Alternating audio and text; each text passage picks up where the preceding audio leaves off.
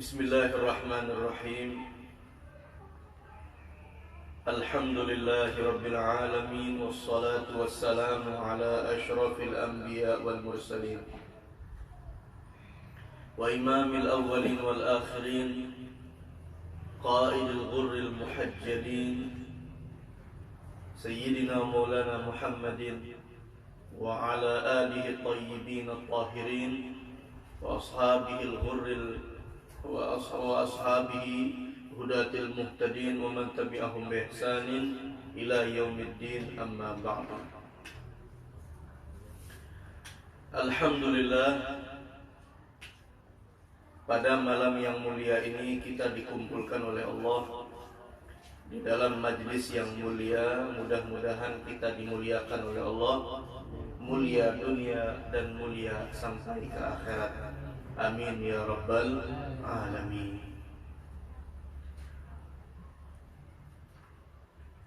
Allah Subhanahu wa ta'ala berfirman di dalam Al-Quran, "Wa ma khalaqtul jinna wal insa illa liya'budun ma uridu minhum min rizqin wa ma uridu ay yut'imun." Ujar Allah, tidaklah Aku menciptakan jin dan manusia kecuali untuk beribadah kepadaku, kecuali untuk menghamba kepadaku.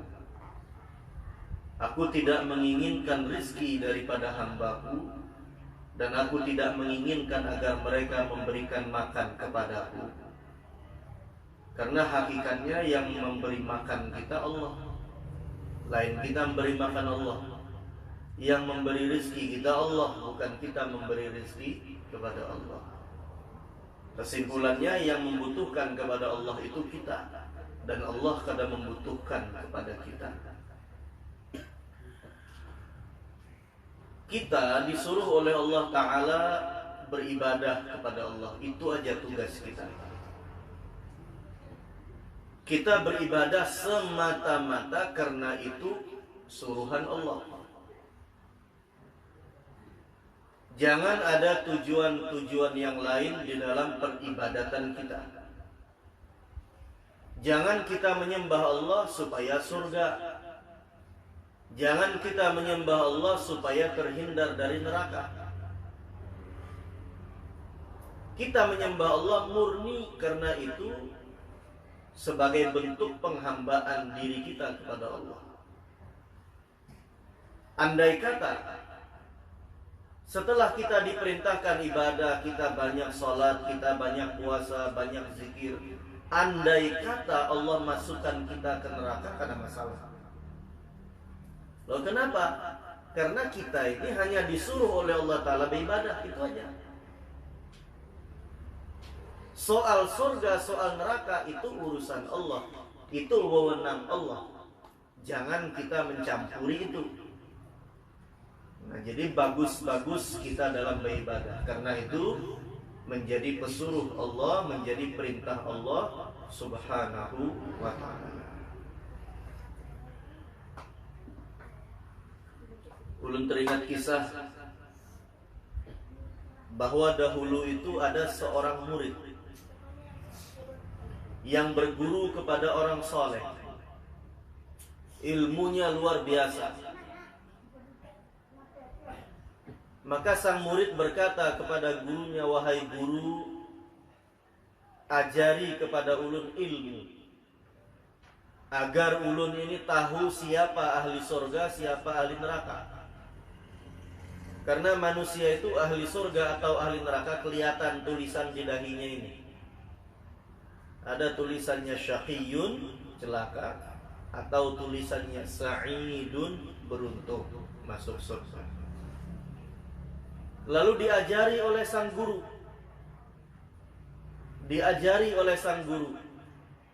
Maka subhanallah, si murid ini bisa melihat siapa ahli neraka, siapa ahli surga. Ada tandanya di dahinya. Dan subhanallah, yang pertama dilihat adalah dahi gurunya. Ternyata di dahi gurunya itu ada tertulis syaqiyun, celaka. Artinya guruku ini bakal masuk neraka. Guru yang mengajarinya,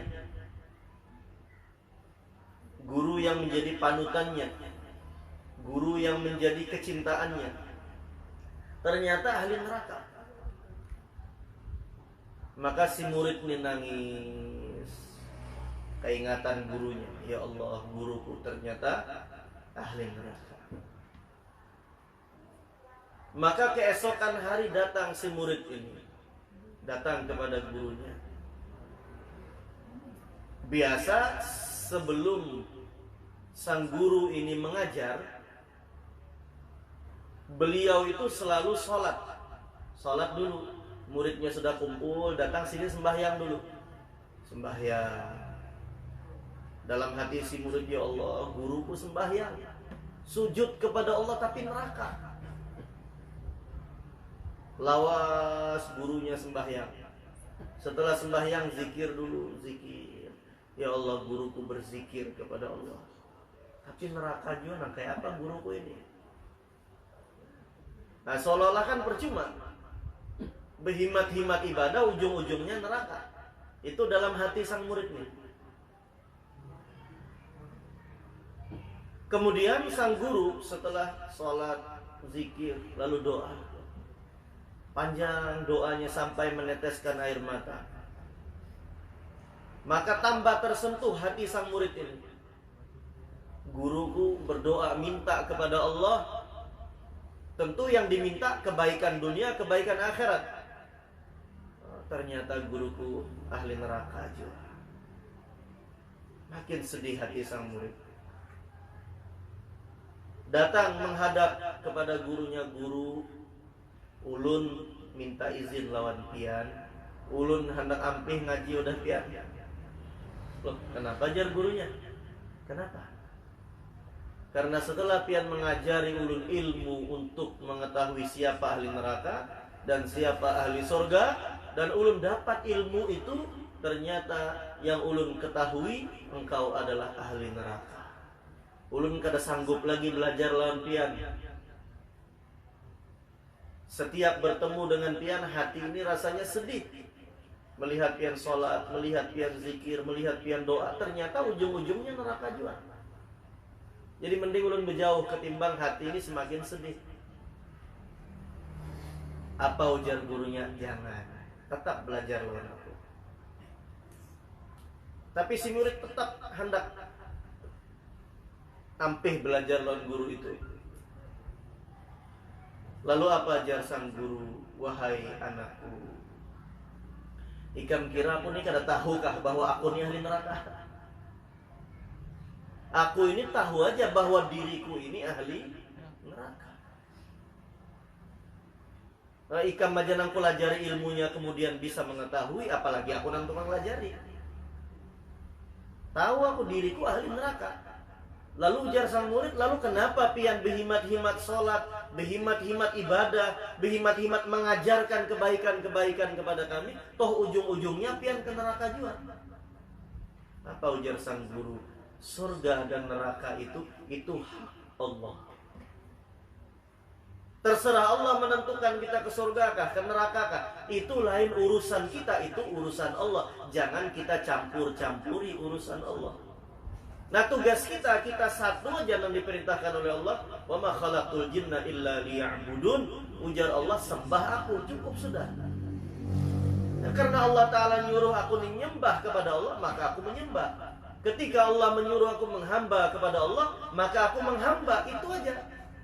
Selanjutnya terserah Allah. Kawalah kira-kira kita itu. Jadi bujur-bujur jadi seorang hamba.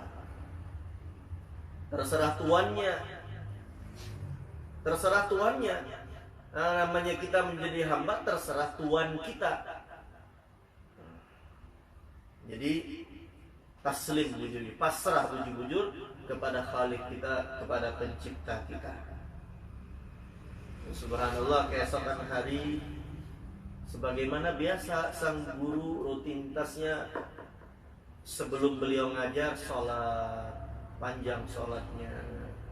Si murid nang hendak ampih tadi masuk lagi belajar. Subhanallah, ketika sang murid melihat wajah gurunya bercahaya, hilang tulisan yang syaqiyun, yang celaka menjadi tulisan sa'idun, beruntung.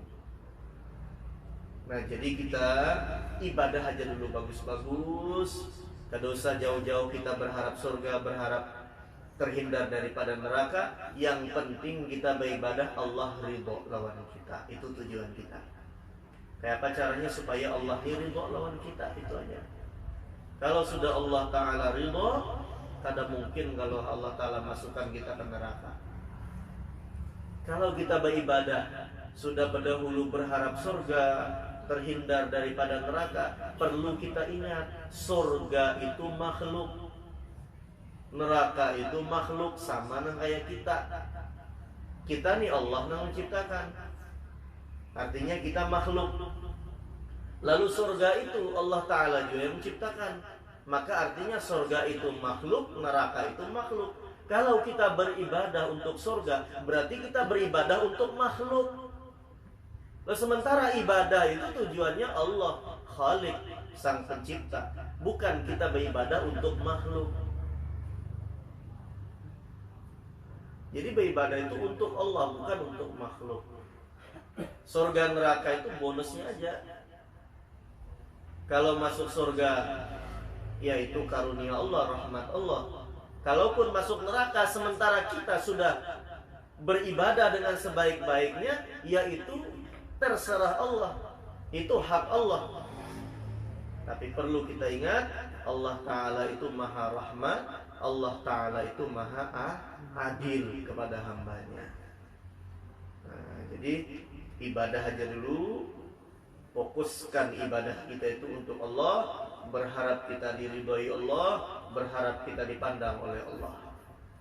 Nah, kalau sudah Allah Ta'ala ridho, insya Allah kita selamat dunia ini dan selamat di akhirat kelak.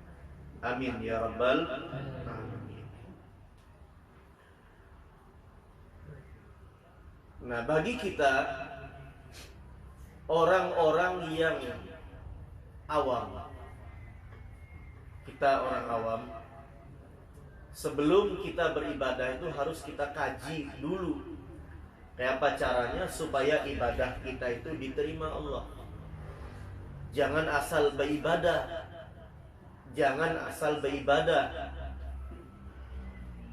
Kalau kita asal-asalan beribadah tanpa mengetahui tata caranya, tanpa mengetahui apakah ibadah kita diterima ataukah ditolak oleh Allah, akhirnya kena ibadah kita menjadi madarat kesan kita.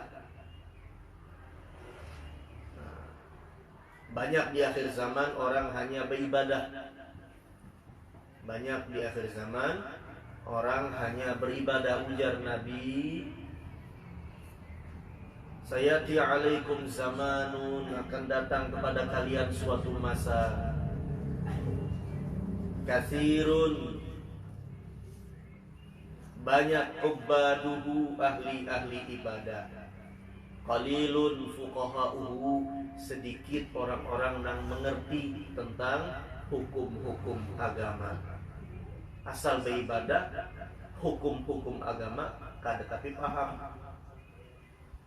Akhirnya orang-orang awam, yang lebih awam lagi daripada kita ini, karena melihat orang itu beribadah, akhirnya condongnya ke sana. Tentang hukum ditakuni, karena kita melihat orang itu ahli ibadah, lalu kita mengiranya orang itu orang alim, padahal kada tentu. Akhirnya kita bertakun, nang kayak apa hukumnya ini itu. Akhirnya mereka supan kada menjawab. Akhirnya dijawab aftau bighairi ilmin fadallu wa adallu. Mereka memberikan fatwa tanpa didasari ilmu, akhirnya mereka sesat dan menyesatkan terhadap orang lain. Imamul Haddad beliau menjelaskan ada 3 syarat agar ibadah diterima oleh Allah. 3. Jadi sebelum kita hendak beribadah itu 3 ini harus kita perhatikan dulu, supaya ibadah itu kada tersia-sia. supaya ibadah tadi itu betul-betul diterima Allah. Satu, beribadah harus didasari dengan ilmu. Sembahyang asal jangan umpat sembahyang, asal-asal umpat sembahyang, jangan asal-asalan. Harus ada ilmunya, pelajari dulu ilmu tentang sembahyang. Kita berwudu, jangan asal-asalan wudu, pelajari dulu ilmu tentang wudu, rukun-rukunnya, syarat-syaratnya, pembatal-pembatalnya. Akhirnya kalau kada menuntut ilmu, setelahnya berwudu, basah muhanya, basah tangannya, basah batisnya, melakukan yang membatalkan wudu, dikira kada batal, padahal batal. Umpamanya bersentuhan lawan bini, ini banyak orang kada tahu. Bersentuhan lawan bini itu juga kada batalnya, halal juga. Bujur bini itu halal, menjapainya kada haram. Menjapai bini itu kada haram. Jangankan menjapai, guring itu kada haram kan? Tapi soal halal haram itu beda dengan batal atau kadanya. Bujur aja bini itu halal dijapai, tapi kalau dijapai wudunya batal. Kalau kita japai orang, sudah wudunya batal, haram lagi. Nah, kalau menjapai bini, wudunya batal, tapi menjapainya halal, boleh. Nah, dalam mazhab Syafi'i, menyentuh istri itu batal. Nah, kita kadang mengerti tentang perbedaan pendapat di antara para ulama. Akhirnya limbah wudu, sembahyang, bersalaman lawan bini batal kan dalam mazhab Syafi'i. Limbah bersalaman lawan bini tadi nang bini sembahyang sunat, nang laki sembahyang sunat kada wuduan. Nah, ini perlu kita mengaji ilmunya. Jadi jangan asal beribadah, jangan asal beribadah, pelajari dulu ilmunya.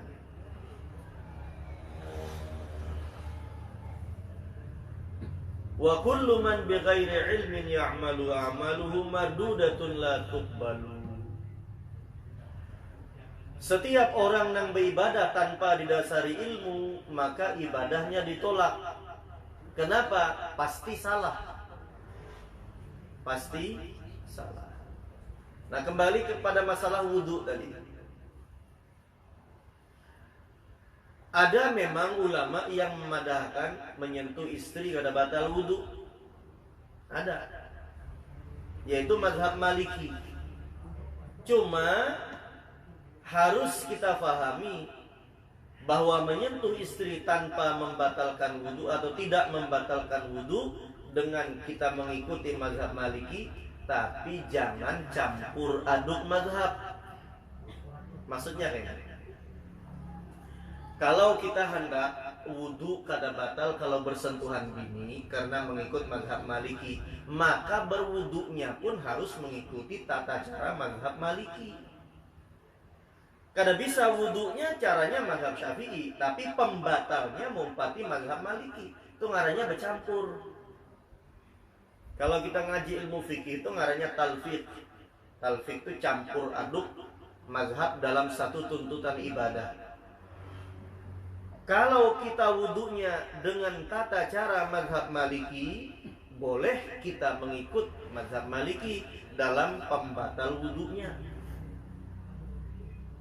Biasanya ini diambil kalau kita melakukan tawaf.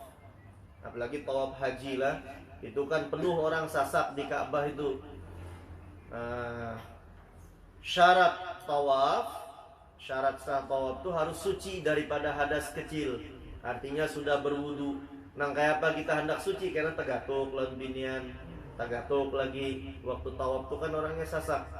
Maka difatwakan bolehlah kita mengikut mazhab Maliki yang mengatakan menyentuh perempuan tanpa diiringi syahwat kada apa-apa.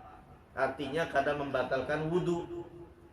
Boleh, tapi syaratnya baudunya caranya cara mazhab Maliki juga. Ya, apa wudu cara mazhab Maliki? kalau mengusap kepala itu seluruh kepala diusap. Kalau kita mazhab Syafi'i kan cukup sedikit jadi diusap sah. Kalau mazhab Maliki itu harus seberataan diusap. Kayak itu juga wudu, membasuh muha harus digosok. Kada bisa asal basah aja, kada digosok, kada bisa, kada sah. Membasuh tangan digosok tangannya, membasuh batis digosok. Kada boleh asal siram aja. Kalau mazhab Syafi'i boleh, yang penting merata banyunya walaupun kada digosok. Kada digosok tangannya. Nah, jadi itu. Harus tuntut ilmunya supaya kan tersalah kita. Belajar.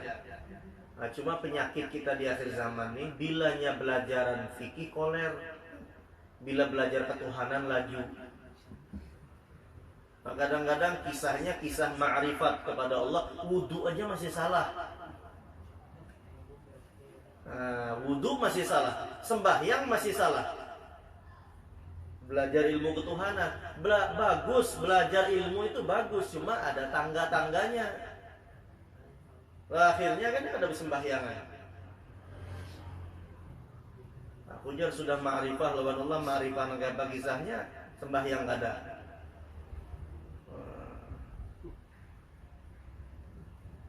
Tuntut ilmunya dulu.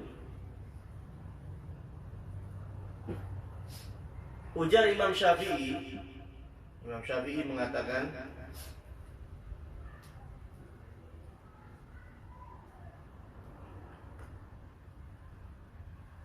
man lam yazuk zullat ta'allumi sa'atan tajarra'a zullal jahli tula hayatihi. Ujar Imam Syafi'i, barang siapa yang tidak merasakan bagaimana pahitnya menuntut ilmu, maka dia akan menelan bagaimana hinanya kebodohan. Kita ini muka hendak belajar, kada hakun bu uyuh belajar. Belajar itu kan uyuh. Lagi jadi santri di pesantren uyuh. Suruh menghafal ini, suruh menghafal itu. Nang kita nang istilahnya lain santri aja hendak dapat ilmu, datang ke majelis ilmu. Nah, kadang-kadang ngantuk dan lain sebagainya, biasa aja itu. Ya harus kita lawan pahitnya menuntut ilmu itu. Supaya apa? Kalau kita tidak mau merasakan bagaimana pahitnya menuntut ilmu, kita akan menelan bagaimana hinanya kebodohan sepanjang hidup kita. Mungkin hendak belajar bungul seumuran kemarinnya. Kenapa? Karena setiap manusia itu tidak ada yang dilahirkan dalam keadaan berilmu. Ta'allam falaisal mar'u yuladu 'aliman wa laisa akhu ilmin kaman huwa jahilu. Belajarlah, sesungguhnya tidak ada manusia yang terlahir menjadi orang alim. Kadada orang hanya lahir sudah alim, hafal Quran, kadada. Hanya lahir sudah hafal banyak hadis, kadada. Ilmu itu didapat dengan belajar. Lu ada ilmu laduni, ya kan? Kada belajar, orang dapat ilmu laduni itu, inya belajar dulu, belajar. Karena Allah tambahi ilmunya. Walladzina jahadu fina lanahdiyannahum subulana. Orang-orang yang bersungguh-sungguh, ujar Allah, pada jalan kami akan tunjukkan jalan kami kepada mereka. Artinya ilmu laduni kita belajar dulu. Belajar. Yang kita pelajari 10, karena Allah Ta'ala memberi 15. Nang 5-nya itu ngarannya laduni. Kada mau pang, kada belajar. Tiba duduk-duduk, guring-guring jadi orang alim. Belajar. Wa man fatahu ta'limu waqta syababih fakabbir alaihi arba'an liwafatihi, ujar Imam Syafi'i.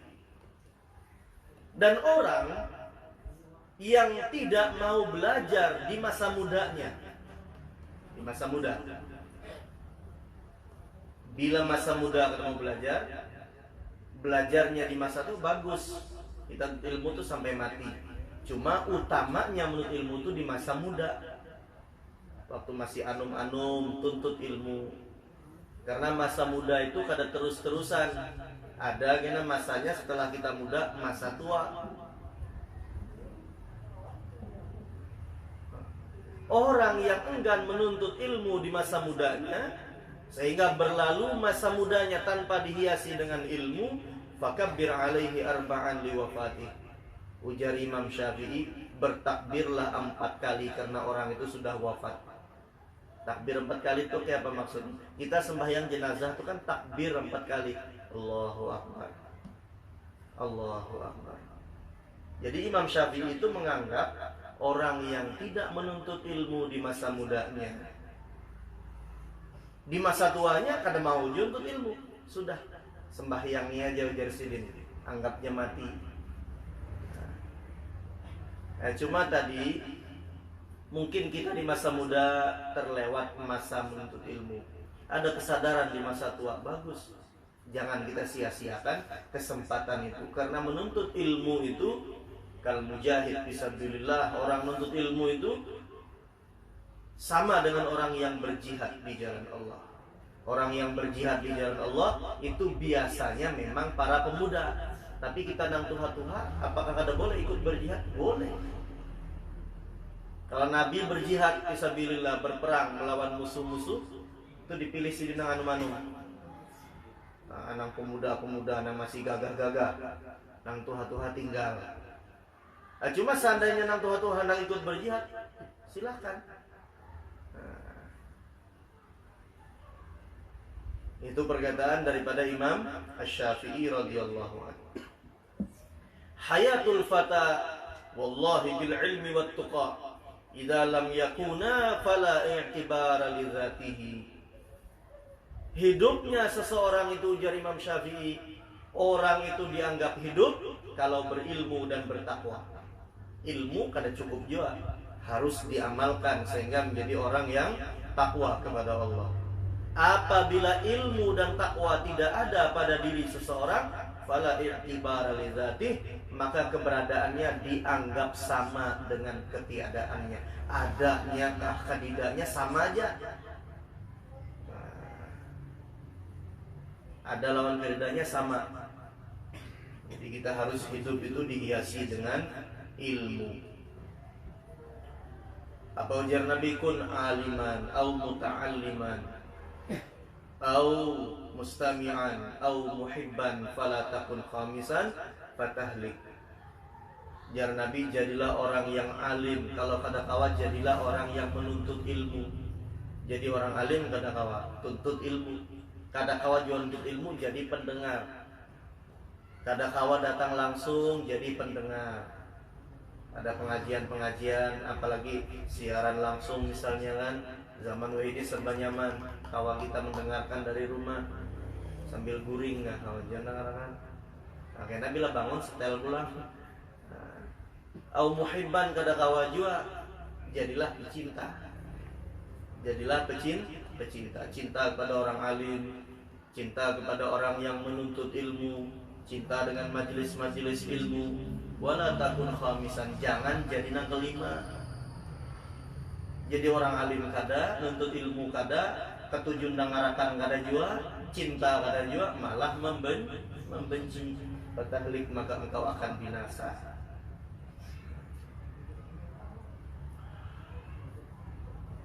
Nabi itu selalu mendorong kita supaya menuntut ilmu. Setelah kita menuntut ilmu tentang ibadah yang akan kita kerjakan, kita hendak sembahyang ilmunya ada, kita wudu ilmunya ada, kita baca Quran ilmunya ada. Apakah sudah diterima oleh Allah? Naik kita kepada syarat yang kedua. Syarat yang kedua agar ibadah diterima Allah, ikhlas. Beribadah didasarkan dengan ilmu, kemudian harus diiringi dengan ikhlas. Karena ibadah kalau ada ikhlas, walaupun bagus ibadah kita, walaupun banyak ibadah kita, tapi tidak ikhlas, ada harapan-harapan yang lain selain daripada Allah, Allah kada terima. Innallaha la yaqbalu minal amal illa idza kana khalisan. Allah itu tidak menerima amal kecuali yang murni. Kalau ada campur-campurannya, Allah kada mau. Ikhlas itu dari segi bahasa ibarat baras itu kita pisahkan dari antahnya. Ibarat baras kita bertukar baras, atau kita berhuma kita giling banihnya itu biasanya ada antahnya. Ikhlas itu memisahkan antah dari baras, sehingga barasnya bujur-bujur murni baras yang bersih, jangan ada antahnya. Itu ya gambaran ikhlas itu seperti itu. Ibadah kita murni hanya untuk Allah, jangan ada campuran yang lain. Jangan ada campuran yang lain. Kalau baras itu bercampur lawan antah, kada nyaman kita memakan. Kada nyaman kita memakan. Ikhlas. Setelah kita beribadah didasari ilmu dan diiringi dengan ikhlas, satu lagi syarat supaya ibadah kita diterima Allah. Apa itu? Aklul halal, yang kita makan, yang kita minum, yang kita pakai, yang kita dapat daripada yang halal. Ikhlas ibadahnya, tapi makanannya haram. Sembahyangnya ikhlas, doanya ikhlas sampai nangis-nangis dalam doanya, tapi tadi makan malamnya haram. Kenapa makan malamnya haram? Misalnya duit nanggasan nukar makan tadi itu kada jelas kehalalannya, syubhat, apalagi nang nyata-nyata haram. Nah, Allah Ta'ala kada menerima itu. Apa ujar sahabat Abdullah bin Umar, "Lau sallaitum hatta takunu kal hanaya wa sumtum hatta takunu kal autar ma tuqbila minkum illa biwara'in hajizin." Ujar Sidin, andai kata kalian sembahyang, saking lawasnya sembahyang itu sampai-sampai cagat nang gaya tihang. Andai kata kalian puasa sampai-sampai kurus nang kaya tali, ujar Sidin.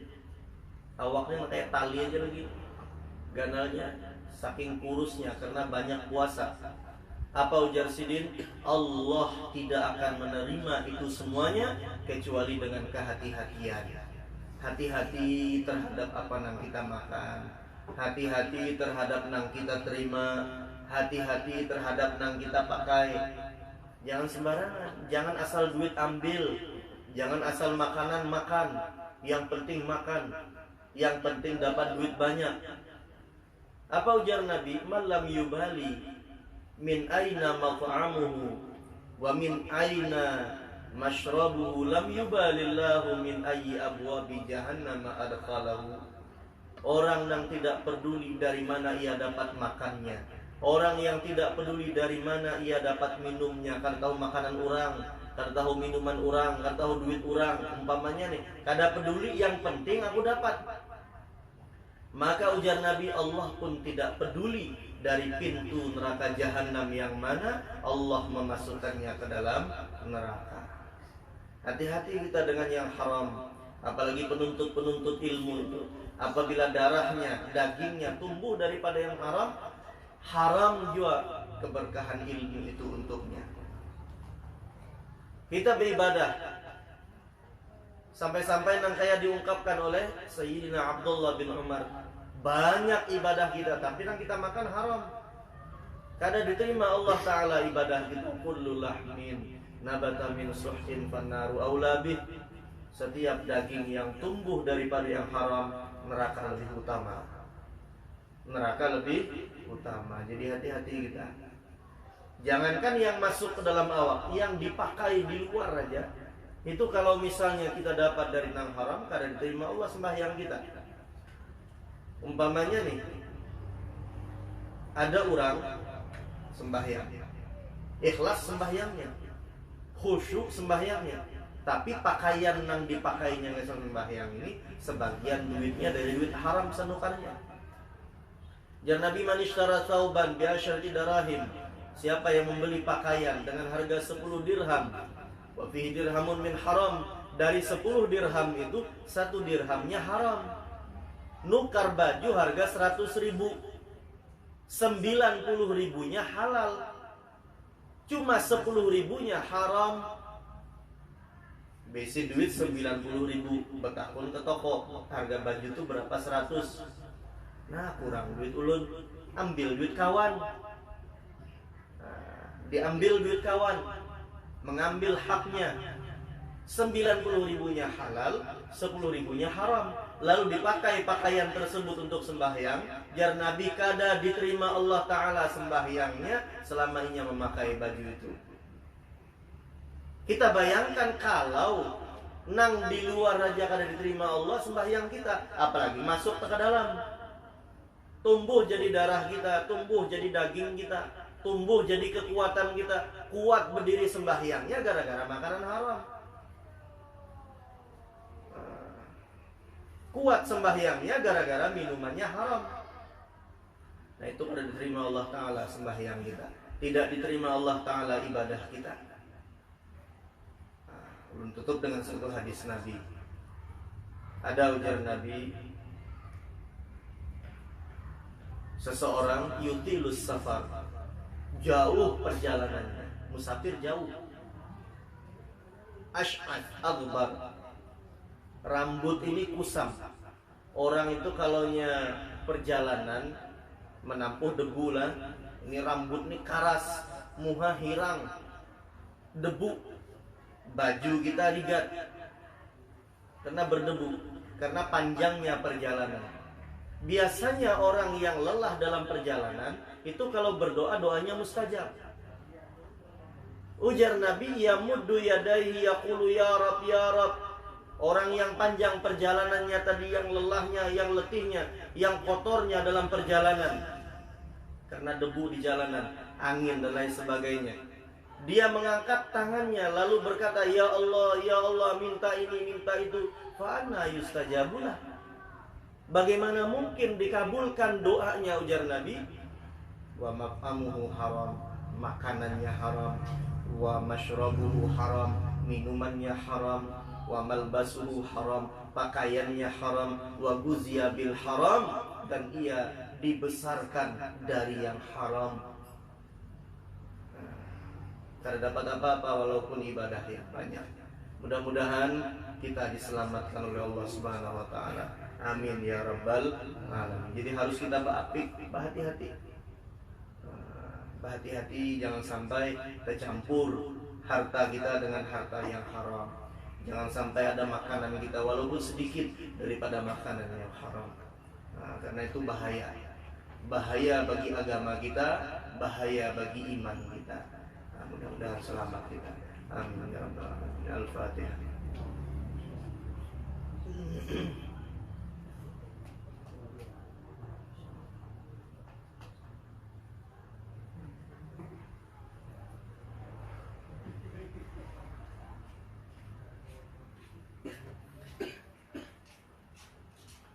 Bismillahirrahmanirrahim. Alhamdulillahirabbil alamin. Wassallallahu ala sayyidina Muhammad wa ala alihi washabbihi ajmain. Allahumma inna nas'aluka ilman nafi'an wa qalban khashi'an wa 'amalan mutaqabbalan wa rizqan wasi'an halalan birahmatika ya arhamar rahimin.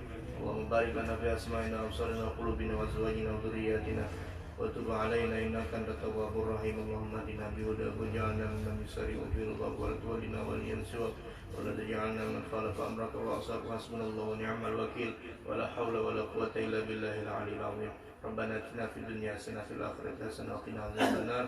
وصلى الله على سيدنا محمد وآله وصحبه وسلم والحمد لله رب العالمين. تقبل الله منكم.